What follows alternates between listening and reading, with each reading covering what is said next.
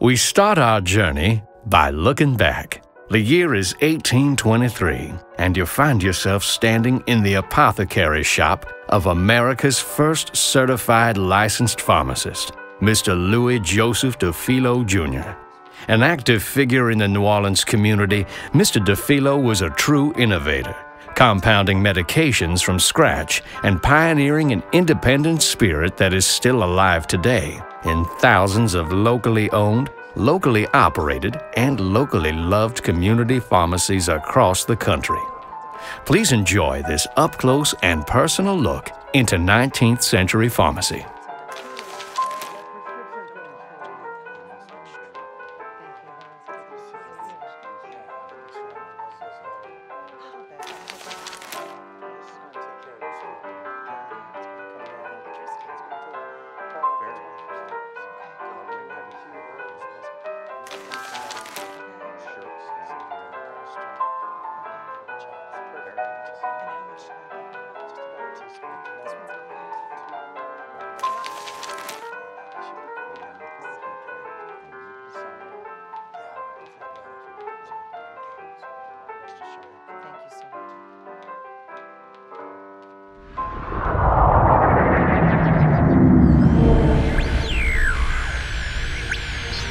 With the end of World War II came the baby boomer generation, which had a huge impact on the growth of pharmacy in future decades.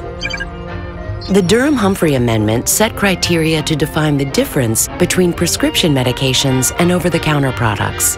This was a turning point for pharmacists to begin focusing on dispensing and product safety. The amendment was co-sponsored by future Vice President Hubert H. Humphrey, Jr., who was a pharmacist before beginning his political career. Medicaid was signed into law to provide medical coverage to low-income people. This provided additional patient access to prescriptions and growth to pharmacies. The Controlled Substance Act introduced the classification of scheduled drugs and how these drugs were managed and maintained by pharmacies. The rise of third-party payers throughout the 1980s added a new layer of complexity around reimbursements and continues to affect pharmacy operations and profitability today. Although pharmacy benefit managers, or PBMs, have existed since the late 1960s, their growth and influence over prescription benefits greatly expanded in the 1990s. The Medicare Prescription Drug Improvement and Modernization Act, otherwise known as Medicare Part D, provided expanded prescription access to baby boomers and increased pharmacy growth. Also known as Obamacare, the Affordable Care Act introduced performance-based payments for pharmacists that drive positive outcomes for their patients. This may become the biggest challenge or opportunity for pharmacies in the future. The total of independent pharmacies has declined slightly since 2000, but overall has remained relatively flat since 2008.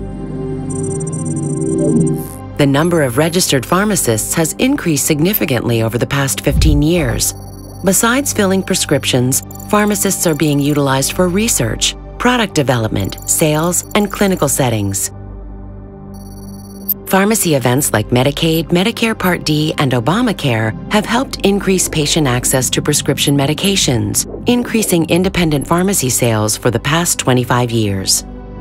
Although sales are up, gross margin remains flat due to prescription reimbursement challenges. Pharmacists remain focused on reducing operating expenses in order to maintain their margins.